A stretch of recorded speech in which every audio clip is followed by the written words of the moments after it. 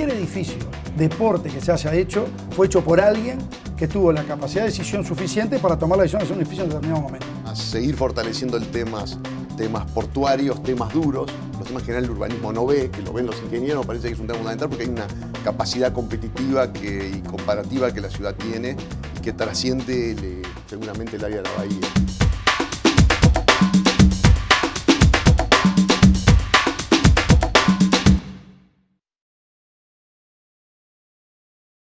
No, lo primero era un poco qué cambio a nivel urbanístico están viendo en Uruguay ahora que pueda tener un impacto en el futuro. Sí. Yo, de repente, ¿no? Empezá vos, si te sí, parece. Solamente hay 2 o 3 tipos de cambios fuertísimos en Uruguay. Hay uno tecnológico que cruza todos los campos, ¿no?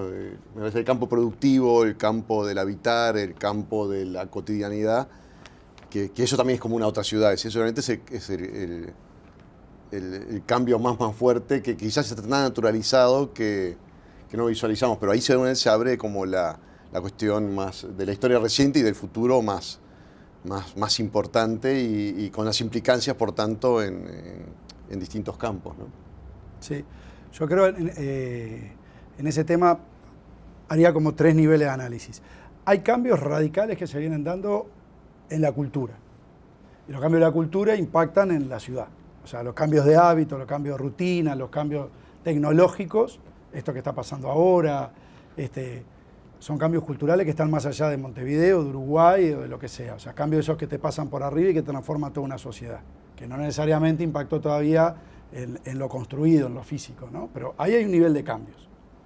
Después hay otro nivel de cambio que es el que acaba de decir Diego, que va más específicamente al campo más urbanístico, territorial, que tiene que ver inclusive con cambios de matrices productivas, matrices energéticas, cambios que también van pasando inclusive más allá del planeamiento de los urbanistas, no más allá del planeamiento en el sentido que alguien sí los piensa y son producto de decisiones, pero que no necesariamente vienen de la mano del proyecto urbano, digamos, ¿no? Y después hay otros cambios que son cambios también culturales. Yo creo que nos hemos vuelto, esto puede ser polémico, pero me parece que vale la pena instalar la polémica, nos hemos vuelto una sociedad muy reaccionaria a transformar nuestro espacio físico. O sea, hemos confundido, o estamos, creo yo, confundiendo el cuidado por lo construido que tenemos, y muy bueno, y dicho sea de paso, lo cuidamos muy poco, está bastante poco mantenido, con la no transformación. Entonces también hay cambios culturales, a veces, que hacen a la resistencia de un nuevo país que debiera estarse gestando y naciendo, porque siempre cada época, cada momento, cada periodo histórico necesita generar su nuevo espacio para habitar, digamos, ¿no? Sí, y también en ese sentido uno podría preguntarse si incluso en la sociedad uruguaya de cualquier manera no hay por lo menos del mundo de la arquitectura, una percepción de que de repente los cambios quizás no se están viendo, los cambios están mucho más rápidos y quizás nos cuesta verlos. Eso me parece que es una cuestión que está pasando en la cultura arquitectónica, pero también en otros estamentos. En ese sentido, la pregunta del Uruguay creo que es un caso bastante notorio. Cuando hasta se analiza, digamos, el Uruguay, el territorio, en realidad es un territorio, en los últimos 15 años ha tenido un proceso de cambios impresionante. O sea, hay muchas generaciones que ya nacieron en un territorio que es en realidad es un campo tecnificado, casi como altamente digamos, historiado ecológicamente, con unas intensidades de producción increíbles y que eso genera un paisaje, es un paisaje nuevo. ¿Cómo se imaginan ustedes que se van a encontrar más a nivel concreto el paisaje las próximas, en 10 años, en 20 años en Uruguay? Yo, a ver, dos cosas que me parece clave y vuelvo a donde habíamos quedado. No, uno es la actitud de la sociedad hacia el cambio.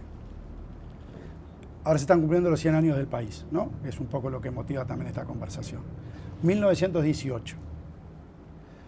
Hagan la cuenta ustedes en 1918 qué de lo que conocemos hoy había construido y qué no.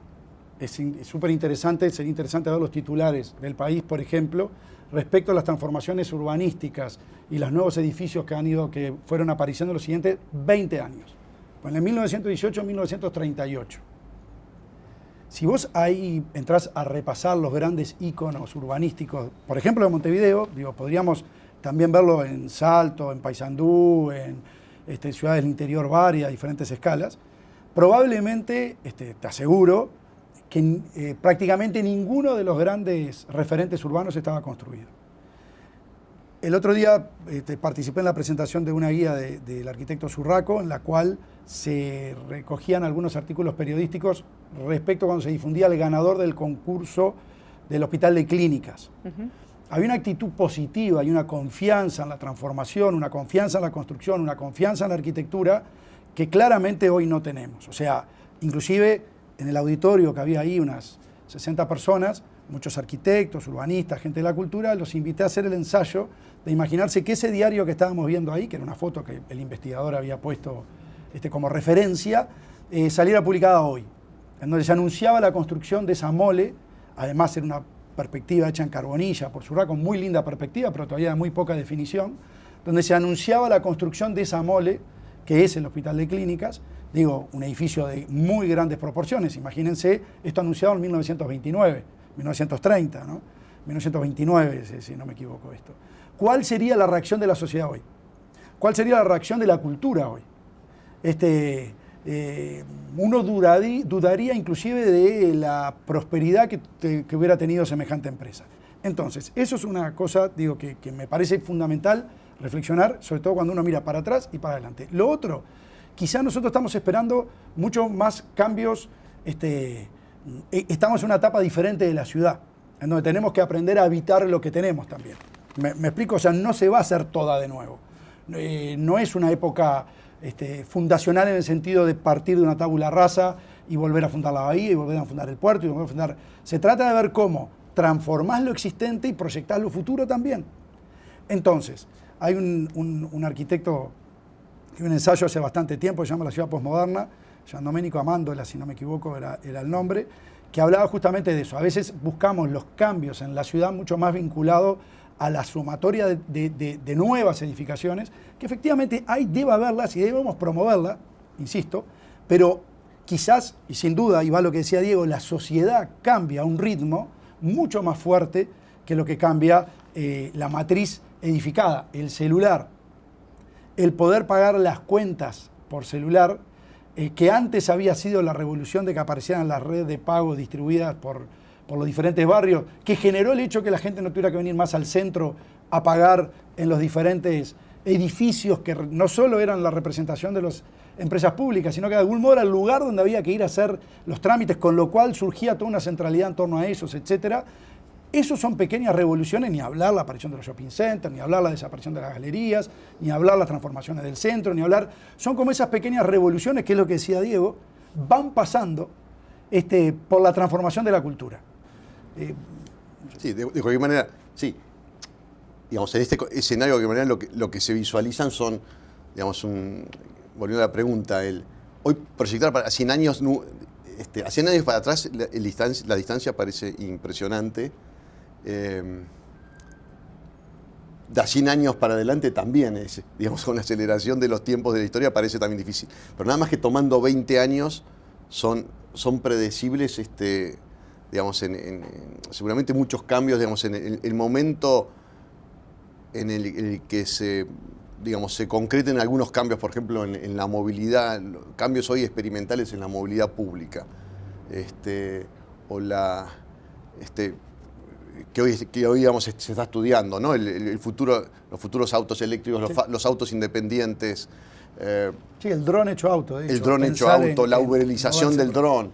Que ya no parecen temas hoy de ficción, sino temas fundamentalmente vinculados, quizás a algunos eventos, como fue en su momento de pasar del carbón al tema eléctrico. Es decir, pero en ese sentido la ciudad seguramente la ciudad y el territorio tendría, o lo otro, que es cambios importantes, toda la parte vinculada al incremento de la robotización, ya no en la producción, tema que ya hoy también está tan naturalizado, pero que parte de la agricultura e industrialización va de esa manera. Ya en muchos países se están aplicando vehículos autónomos. Pensémoslo, eso aceptado, incluso adaptado hasta la propia construcción que hoy se está experimentando a nivel internacional, en términos que se pase del nivel experimental al nivel masivo. Algo agregado que coincidiendo y con un matiz quizás con Marcelo, lo que seguramente fue el gran cambio cultural que tiene que ver con la arquitectura es que seguramente es cierto, la sociedad uruguaya y la cultura puede tener quizás una visión de gran apego, quizás por su envejecimiento, a ciertos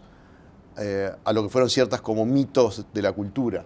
Lo cierto es que hoy también hay un cambio más general que las ilusiones que tuvieron la generación moderna respecto a la capacidad casi demiúrgica, progresista, entusiasta por ejemplo, por una cantidad de construcciones modernas, no existe. Si cada uno de ustedes tuviera que elegir una intervención para hacer en Montevideo a nivel urbanístico, ¿qué harían? Es una buena pregunta. Hay como dimensiones culturales, ambientales, y creo que la ciudad ha avanzado muchos, y económicos, nos parece, y hay temas también de contingencia, ¿no? Entonces, ahí hay de contingencias sociales, y la ciudad también, la ciudad tiene temas abiertos, temas deudas, y ahí uno podría plantear, según esos criterios, uno podría plantear distintos temas. Yo te marcaría dos. Incluso para salir hasta del debate más, si estamos también recién hasta al principio cuestiones, obras más culturales, uno puede decir, bueno, dos cuestiones. Uno, que Montevideo pueda, su matriz económica como ciudad la pueda fortalecer. Y que eso me parece fundamental. La economía de la ciudad es fundamental. Entonces, eso seguramente pasa por cuestiones, por eso dicen somos supraurbanísticas.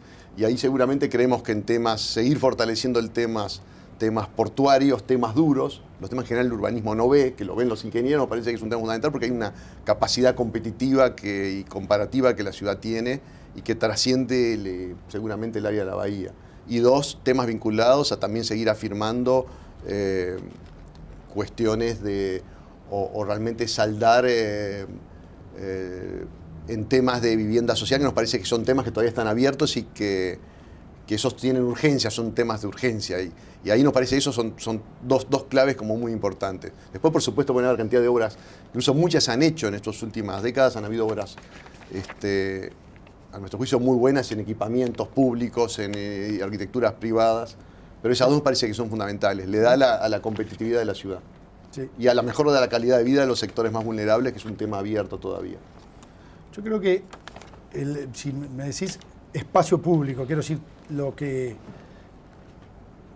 O sea, nosotros tuvimos, Montevideo tuvo la construcción de una matriz pública fuertísima, ¿no? Que va del Arbolado, se ve apenas ahí por las ventanas lo que son los plátanos, los arbolados, la Rambla, los parques, que, bueno, tienen sus años, están en un proceso de deterioro, se está haciendo el esfuerzo de mantenerlo, etcétera, pero el espacio público es lo que hace a la ciudad lo que es, digamos, ¿no? Entonces, si me decís la construcción de espacio público, ¿eso qué significa? Significa que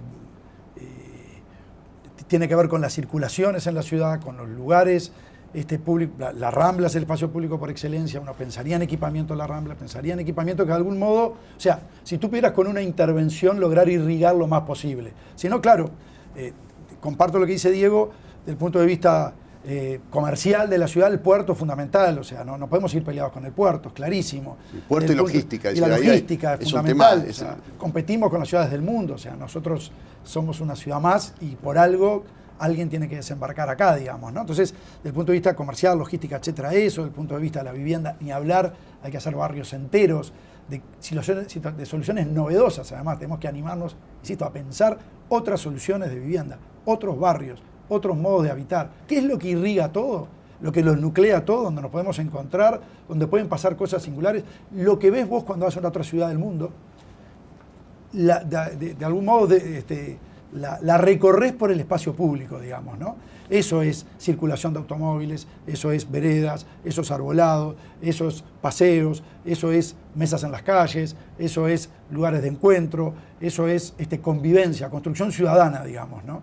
Que es un poco, a veces, lo que queda más para atrás, porque justamente hoy por hoy, nada, ante la dificultad de generar ese tipo de inversiones, agarran mucho más peso y visibilidad las otras, digamos, ¿no? Las que de algún modo cuidan un espacio propio, pero lo protegen del vandalismo de los demás. Entonces aparece esa división entre nosotros y ellos, sean cual sean los nosotros y cual sean los ellos, ¿no? O sea, lugares que no se pueden entrar unos y otros, y límites que no hay magia, no es nada sencillo de resolver, pero son los grandes problemas que... Sí. Ahí en sentido dos cosas. Y haría, discúlpame, solo una última, alguna obra simbólica. Simbólica. como ya se han hecho algunas, pero una gran torre, una gran algo, que esta sociedad tenga su catedral también, digamos, ¿no? Ustedes, los jóvenes, los que, o sea, tengan su catedral, su lugar, su construcción de la ciudad, su decirle a sus nietos, yo vi cómo se hacía el salvo, yo vi cuando se hizo el Palacio Legislativo, yo lo vi, era así, yo vi ¿no? la Torre de Antelo, lo vi cuando se estaba construyendo, acá no había esto y se hizo de esta manera. Mi generación legó esto a la tuya, digamos, ¿no? Y la tuya era algo con esta ciudad que recibió. Esa cosa tenemos tan clara, porque fíjate el edificio en el que estamos, en el barrio en el que estamos, en las calles por las que llegamos aquí, de qué fue lo que recibimos y qué estamos dejando. ¿Qué aportamos? No qué estamos dejando, porque bueno, lo que estamos dejando es lo que recibimos también. Pero si uno mira a la sociedad como una gran familia, ¿no? Bueno, tuvimos unos padres o abuelos que tuvieron la suerte de que les fuera bien y que hicieran todo esto.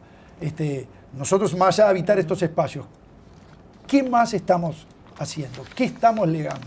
¿Cuál es nuestro aporte? Más allá de cuidar lo que tenemos, que no es poco. Y hay dos cosas más agregadas, respecto a lo que dice Marcelo, también el espacio público montevideano tuvo una matriz extraordinaria. Ahora, el tema es cómo no quedar intimidados y no tiene sensación que está envejecida, que se puede renovar, que puede ser objeto incluso de, como han habido algunas experiencias también de cambios de escala, ¿no? En la creación, hasta en un momento hace unos años hablamos, hasta parques metropolitanos nuevos que hoy la ciudad no se ha planteado. O animarse a un tema que es casi paralizante, que es un espacio extraordinario de Montevideo, que es la costa, y que podría ser objeto de otro tipo de intervenciones más fuertes, ¿no? También con el campo simbólico que decía Marcelo. Y después en el espacio privado también nos parece que hay un fenómeno, dos que tienen que ver con cambio futuro, que son cuánto van a cambiar en esos fenómenos internacionales que también se pueden dar en Uruguay, el llamado co-living, el llamado co-working, fenómenos nuevos de nueva sociabilidad, cómo se va a interactuar más allá de algunas experiencias ocasionales, puntuales, para distintos segmentos y en otras tradiciones como la uruguaya. Y ahí nos parece que también se abre un campo lindo, un campo amplio de experimentación abierto, ¿no? A nivel, digamos, del exterior, ¿qué ciudad ustedes mirarían que está produciendo, digamos, una transformación que ustedes lo verían aplicable o como modelo, como inspiración para una transformación en Montevideo o en otra ciudad de Uruguay? Ahí tenés dos cosas. Por un lado, ¿qué ciudades o en dónde se están fundando ciudades, haciendo ciudades de cero, como fue durante la época de la colonia en América del Sur? Sin duda en Arabia, hay un proceso fundacional de ese tipo que es muy lejano igual a lo que está pasando acá y a lo que va a llegar a pasar acá. O sea, hay una situación de un desierto, basta ver ahora lo que está pasando en Qatar con todas las construcciones que están haciendo para el próximo Mundial, y ciudades que se empiezan de cero, nuevas. Hoy, si uno tuviera que mirarse en ciudades, creo que inevitablemente nosotros tenemos como por nuestra conformación histórica, demográfica, familiar, una cabeza muy europea. Eso es como bastante inevitable en nuestra cultura. Estamos hablando español, ¿no? Y nuestras familias, cualquiera de nosotros probablemente tenga ciudadanía europea y visite normalmente a su familia. Con lo cual hay un espejo inevitablemente en la cultura europea. No obstante lo cual, si tú me decís, yo creo que es interesante mirar procesos que están haciendo ciudades latinoamericanas de reconversión fantásticas, ¿no? Caso en Colombia, hay algunas, Medellín sin lugar a dudas puede ser una de ellas, que parte de una matriz urbana bastante peor que la de Montevideo, sin duda, y llega a un proceso de transformación que la posiciona de una manera muy singular en el contexto global, para ahora entrando, ahora cuando empecemos la tercera década, digamos, del siglo XX. Pero pienso también, yo qué sé, en cosas que están pasando en Chile, cosas, a mí es un tema, la otra vez visitando Santiago de Chile, uno ve claramente, ¿no? Hasta 1950 no encuentra edificios de la calidad que encuentra en Montevideo en esa época, o 60, y a partir del 80 empieza a haber una serie de edificación que ya no ve en Montevideo, digamos, ¿no? Y esto es producto de muchas cosas. No es solo un tema económico, sino que creo también hay un tema, porque además uno va ahí sí al discurso cultural, conceptual, no solo académico, sino social, y bueno, son sociedades que están embarcadas en procesos diferentes, ¿no? También hay un mundo emergente que, claro, si uno piensa solo el Uruguay en términos muy contenidos, pueden ser esos disparadores. También hoy de muchos procesos de ciudades que en cambio, creo que Asia es uno de los, parece que tenemos que mirarla con más atención. Marcelo comentó incluso el área de Rufo Árabe, que es un caso como el caso extremo en el mundo, pero probablemente Asia está teniendo en este momento en un proceso. Parece que valdría la pena incluso ver situaciones hasta que parecen un poco distantes, pero que forman parte, por un lado, del nuevo mundo de la gravitación cultural hoy contemporánea. Y eso vale también para fenómenos emergentes en China, no solo los fenómenos explosivos, sino también de reconversión de áreas de áreas rurales, de áreas periféricas en transformación, fenómenos incluso de reconversión cultural o de hibridación en territorios del este asiático, Vietnam, por ejemplo, que nos parece que ahí hay campos que pueden parecer culturalmente distantes, pero que dan muchas pistas, o Corea del Sur, y ahí también nos parece que hay lecciones de arquitectura, de urbanismo y de gestión de otro tipo de modos de pensar la gestión del territorio, ¿no? Los dos nombraban Colombia y un poco Medellín. En Medellín la transformación de la ciudad tuvo mucho que ver también con una búsqueda muy fuerte de una transformación de la sociedad, ¿no? O sea, y todo el tema del teleférico y todo el tema de poder llegar a otros lugares y poder hacer una integración. Acá en Uruguay también se habla mucho de fragmentación social, obviamente a otra escala que no es la de Medellín, que también tiene un correlato urbano. Yo no sé acá ustedes cómo ven que la arquitectura puede ayudar en ese problema, ¿no? En el problema de la fragmentación social. Yo creo que puede y mucho. En realidad los casos que hablamos y que tú dijiste y la descripción que hiciste de Medellín es muy precisa en ese aspecto. Muestra la capacidad que obviamente sola no, o sea, no es un problema que sea solo un problema de urbanismo o un problema de arquitectura o de urbanidad, llamémosle, sino que hay fuerte apuesta social, fuerte apuesta educativa, de seguridad, etcétera, ¿no? Ahora, la arquitectura y el urbanismo tienen un rol fundamental. Sí. Quiero decir, terminan siendo la materialización o sea, lo que le da cuerpo a esas políticas, digamos, ¿no? Hay mitos al respecto también, ¿no? Que son muy complacientes respecto a las intervenciones públicas. O sea, no intervengas en esos barrios que igual va a quedar todo igual van a romper todo, igual las plazas no van a funcionar, igual van a arrancar los bancos, más o menos. O sea, también hay muchos casos donde se comprueba que trabajando, obviamente no con cosas impuestas, sino trabajando, involucrando a los actores, etcétera, se logran procesos positivos. Nada es milagroso, nada es mágico, no es una varita mágica que cambie las situaciones sociales de un día para el otro y nada que se le parezca. Pero políticas sostenidas a lo largo del tiempo, con una correlato obviamente económica que le den sustento a esas políticas, con arquitectos y urbanistas comprometidos, pensando, trabajando y con colectivos sociales construyéndolo, está comprobado que da resultados. Y si salen mal, hay cosas que salen mal, no hay problema. Quiero decir, si uno está arriesgando, hay cosas que pueden salir mal, que van a salir mal. Y tampoco hay problema con eso. Creo que una cosa que hemos perdido también es eso. Si, efectivamente, si algo no sale mal es porque no se arriesgó lo suficiente. Quiero decir, siempre que uno está ensayando nuevas respuestas, habrá cosas que no verifiquen y que habrá que corregir y que no se trata, insisto, de esto una cosa medio ingenua de pensar de aplicar una receta y unos sellos y que eso va... No, y habrá cosas que saldrán mal y habrá plazas que se destruirán, pero habrá que ver por qué y volver a empezar y hacer procesos. Lo que sí, insisto, inclusive, como bien dijo Diego, en Montevideo también hay ejemplos pienso en la Plaza Casaballe, tú citaste también la otra vez la Serén, en diferentes contextos como espacio público, situaciones, hoy estábamos viendo en la Facultad de Casas Concepto unas situaciones que se hicieron. Quiero decir, hay también trabajos que se hicieron que han dado resultados y que hay cosas que han dado mal y no hay problema. No es culpa de nadie, no nos cobremos costos políticos por eso, al contrario, o sea, aprendamos y sigamos avanzando. Ese es un poco uno de los temas que sería interesante como sociedad al futuro lograr construir, digamos, ¿no? Nadie arriesga también, porque en el problema del error está el costo político que nadie te va a perdonar. Sí.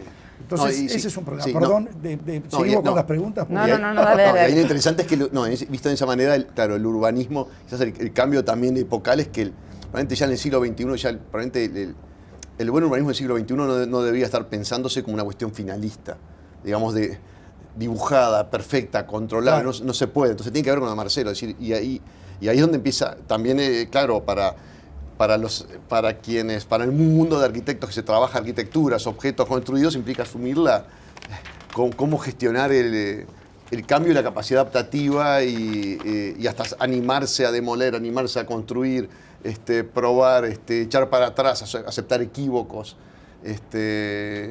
aceptar que las no imposiciones, la capacidad adaptativa, incluso la capacidad adaptativa. Ese es uno de los temas fundamentales también de las ciudades, ¿no? Que adaptarse rápidamente de modo innovador, no es el menor. costo político en eso, y en Uruguay somos una ciudad muy conservadora también en ese aspecto, es muy embromado en los procesos de transformación. O sea, se analiza una gran obra, cualquier gran obra que se haga, pongo el caso de Montevideo, además recientemente tuvimos frente a inauguraciones y cosas, como edificios que se hacen por campañas o lo que fuera, ¿no? Ese tipo de razonamiento acabaría con las ciudades como las conocemos. Quiero decir, cualquier edificio, deporte que se haya hecho, fue hecho por alguien que tuvo la capacidad de decisión suficiente para tomar la decisión de hacer un edificio en determinado momento. Todos. Los de Uruguay, los de Montevideo, los de París, los de Nueva York, los de Londres, los de Medellín, o lo que fuera. Hubo alguien que tenía la capacidad de decisión respecto a la posibilidad de hacer algo y la convicción de hacerlo. Inevitablemente, sí, claro, uno lo puede leer de muchas maneras eso.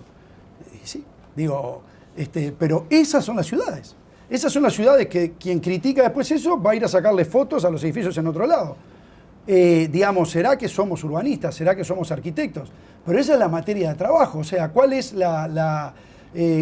cómo se hizo la cúpula de San Pedro? ¿Cómo se hizo la Capilla Sixtina? La Capilla Sixtina se hizo con la resistencia, o sea, a pesar de Miguel Ángel, que se negaba a pintar